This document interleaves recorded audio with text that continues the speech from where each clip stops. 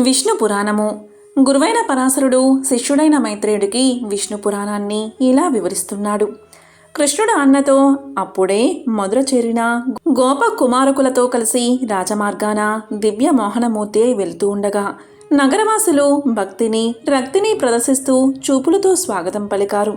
అలా కృష్ణుడు వెళ్తూ ఉండగా మడత బట్టలు భుజాన ఉంచుకుని ఒక చాకలి ఎదురురాగా ఆ మూటలలో ఉన్న బట్టల్లో కొన్ని ఇమ్మని అడిగాడు కృష్ణుడు. ఆ చాకలివాడు పెడసరపు ధోరణితో జవాబు చెప్పాడు.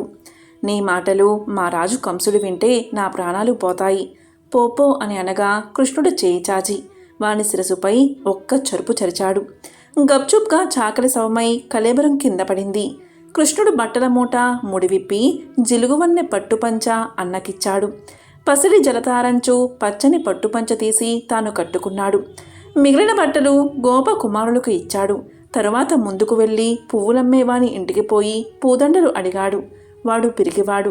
భక్తితో కృష్ణుని పాదాలకు వంగి శిరసా నమస్కరించి లేచి పూదండలిచ్చి అన్నాడు, దేవా, నీ వంటివారు రావడం పువ్వులు అడగడం నా అదృష్టం.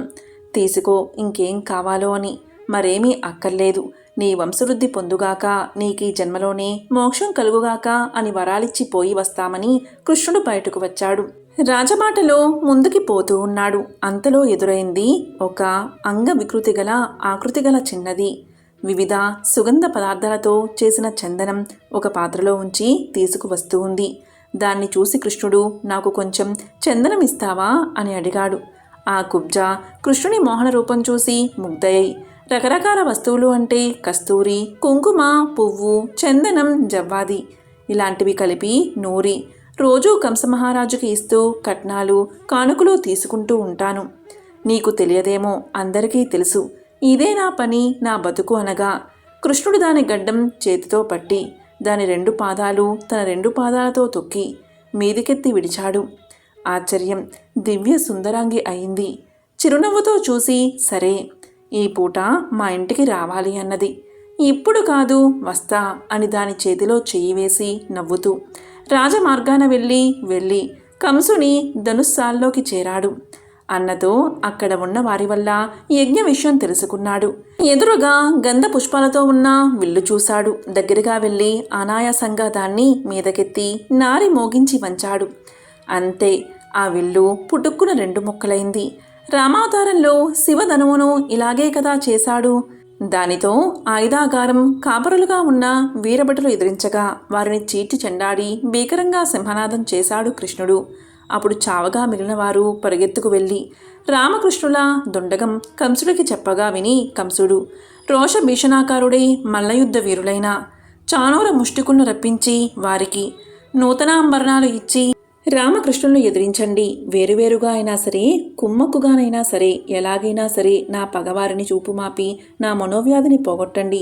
అలా చేస్తే ఈనాటి నుంచి నా సిరి సంపదలకు, నా వైభవానికి మీ ప్రాపే కాపు. రేపు ఉదయ సమయమందు మీ మల్లులతో రంగమధ్య ముందుండి ఆ గొల్ల పిల్లలను రూపుమాపండి. కువలయాపీఠం అనే మదగజం దాన్ని మావటివాడు తీసుకువచ్చి సభాభవనం ముఖద్వారం వద్ద ఉండమనండి. బలరామకృష్ణుడు రాగానే ఆ ఏనుగుచే వారిని తొక్కించమని చెప్పండి. ఎందుకైనా మంచిది, మన సైన్యాన్ని తీసుకువచ్చే సేనాధిపతులు సిద్ధంగా ఉండాలనండి. వెళ్ళండి అని వారిని పంపి అంతఃపురానికి వెళ్ళిపోయాడు కంసుడు. తెల్లవారుగా స్నానం రాచముస్తాబు అయి రంగ సమీపాన తుంగమంచం మీద కూర్చున్నాడు. ముందు వెనుక పక్కన ఉండవలసిన చుట్టాలు, ఉద్యోగులు, మిత్రులు ఆసీనులై ఉన్నారు. పౌరకాంతులు వాని వైభవాన్ని బంగారు మేడల నుంచి చూస్తూ ముచ్చటగా మాట్లాడుకుంటున్నారు. వసుదేవాది యాదవులు, నందాది గోపాలురు సముచిత స్థానాల్లో ఉన్నారు. చానూర ముష్టికులు మల్ల యుద్ధానికి తగిన వేషాన్ని ధరించి అనుచరులతో రంగం మధ్యనున్నారు. కువలాపీయడంతో మావటివాడు ముఖద్వారం వద్ద ఉన్నాడు. చతురంగ బలం నలుదిక్కులా ఉంది. ఆ దశలో కంసుని అనుమతితో రామకృష్ణులు వచ్చారు. వారి వెంట కొందరు గోపబాలకులు కూడా. కృష్ణునితో చానూరుడు, రామునితో ముష్టికుడు ముష్టి యుద్ధానికి సిద్ధంగా ఉన్నారు.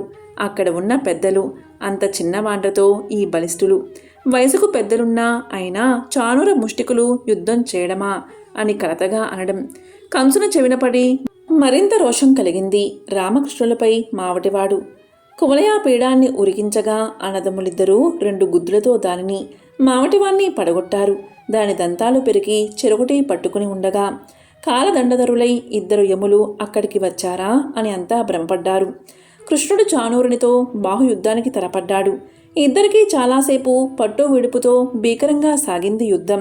చివరకు కృష్ణుడు విజృంభించి చాణూరుని పాదాలు పిడికిడ బిగించి 100 మార్లు పైనుంచి మహావేగంగా తిప్పగా వాడి నోట ముక్క రంధ్రాలు, చెవుల నుండి దారగా రక్తం, శరీరం చీలి విరిగిన ఎముకలా కింద పడగా ప్రాణం అంతరించుకుపోయింది. అదేవిధంగా బలభిద్రుడు ముష్టికునితో పట్టుబట్టి శవంచేసి విసిరేశాడు. ఈ వైపరీత్యం తన కళ్ళ ముందు జరగడం కంసుడికి రోషం పెచ్చురేగిందని వర్ణించనక్కర్లేదు. మంత్రులను చూసి అన్నాడు, దేవకీ వసుదేవులను చెరసాల్లో బంధించి ఉంచండి. నా తండ్రి ఉగ్రసేనుడి తల తెగనరకండి. యమవృష్టి భోజాంధకారులను కొర్రుల నాటి బాధించండి. నందాదులను గొల్లలను చితక్కొట్టి వాళ్ళ ఆలమందలను ఆస్తిపాస్తులను కొల్లగొట్టండి. నేను బలరామకృష్ణుల పని పడతాను అని. వాద్యాలు వాయించొద్దని చతురంగ బలాన్ని రమ్మని ఆజ్ఞాపించగా అదంతా తెలిసి కృష్ణుడు కంసుని మంచం మీదకు ఎగిరి కిరీటం పడగొట్టి తలకు వక్షానికి అదిమి ఒక తాపులో కిందకు తోసి కుప్పిగింతులు వేసి వీపు మీద తన్నాడు. ఇక చెప్పేదేముంది, వాడి ప్రాణవాయువు వాయువులో కలిసిపోయింది. కంసవధ ఇలా విచిత్రంగా ఏ ఆయుధం చేత కాకుండా జరిగింది. పుష్పాల వాన కురిసింది. దేవదుందుబులు మోగాయి. గంధర్వుల పాటలు మనోహరంగా వినవచ్చాయి. బలరాముడు కంసుని తమ్ముని అలాగే కాళ్ళు చేతులు కూడగొట్టి మీదకెత్తి గిరగిరా తిప్పి కింద పడగొట్టాడు. ఆ దెబ్బతో వాడి ప్రాణాలు అన్న ప్రాణాల్లాగే అంతరించుకుపోయాయి. ఈ సంఘటన చూస్తున్న యాదవులు, నందాదులు పరమానంద భరితులయ్యారు. తరువాత రామకృష్ణులు దేవకీ వసుదేవుల వద్దకు వెళ్ళి పాదాభివందనం చేయగా మహా ఆనందంతో వారు కొడుకులను కౌగలించుకుని, మీరు దేవతలకు కూడా అసాధ్యములైన పనులు చేస్తున్నారు. మా అదృష్టవశాత్తు కొడుకులుగా పుట్టిన ఆ వాసుదేవుడే మీరు. మీ మాయకు లోబడి మేము గుర్తించలేక ఇలా ఉన్నాం. మా యందున్న మాయను పోగొట్టి భక్తితోనూ జీవితాలను పెనవేసి మాయందున్న అపరాధాలను బాపి రక్షించండి అన్నారు. అప్పుడు కృష్ణుడు, అలా అనకండి, మేము మీ పిల్లలం. ఆదరాభిమానాలతో మీరు మమ్మల్ని పెంచుకుంటూ ఉండాలి అని తన మాయచే వారి వివేకానికి తెరగప్పి అలాగే అక్కడ ఉన్న బంధుమిత్రాదులను చూసి సముచిత రీతిన మాట్లాడాడు.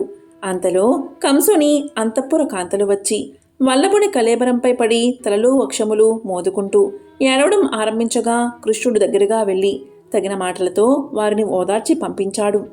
ఒకప్పుడు యయాతి పలికిన శాపం వల్ల యాదవులకు రాజ్యాధికారం చెల్లదన్నది స్మరించి అలాంటి కాంక్షలేని వాడై వెళ్ళి చెరసాలలో బద్దుడై ఉన్న ఉగ్రసేనుణ్ణి విడిపించి తీసుకువచ్చి కంసునకు పారలౌకిక క్రియలు వారిచే చేయించి రాజుగా పట్టాభిషేకం చేయించి అక్కడకు వచ్చిన రాజులందరూ పరికించి అన్నాడు, ఈ క్షణం నుంచి యాదవులు మిగిలినవారు నేను మా అన్న నీకు అనుకూలంగా ప్రవర్తిస్తూ ఉంటాం. ఏలాంటి నదురు బెదురు లేక పరిపాలన సాగిస్తూ ఉండు అని ఉగ్రసేనునికి ధైర్యం కలిగించి వాయువును ఆహ్వానించి ఇంద్రుని వద్దకు వెళ్ళి నేనిమ్మన్నానని చెప్పి సుధర్మను అడిగి తీసుకురా అని అనగా వాయుదేవుడు అమరావతికి వెళ్ళి సుధర్మను తీసుకువచ్చి ఇచ్చాడు. ఉగ్రసేనుడు ఆ సభ మధ్య పీఠాన కూర్చుండి కృష్ణుని సహాయంతో పరిపాలన సాగిస్తూ ఉన్నాడు. ఇలా కృష్ణలీలలో చెప్పగా విని మైత్రేయుడు, మహాత్మా శ్రీకృష్ణుడి బాల్యలీలలు విని పరమానంద భరితుడు అయ్యాను. ఆ అవతార పురుషుని తరువాతి వృత్తాంతం అలాగే బలభద్రుని చరిత్ర చెప్పవలసిందని కోరాడు. పరాశరుడు ఇలా చెప్పడం మొదలుపెట్టాడు. ఈ విధంగా గురువైన పరాశరుడు శిష్యుడైన మైత్రేయుడికి విష్ణు పురాణాన్ని ఇలా వివరిస్తున్నాడు. ఓం నమో నారాయణాయ.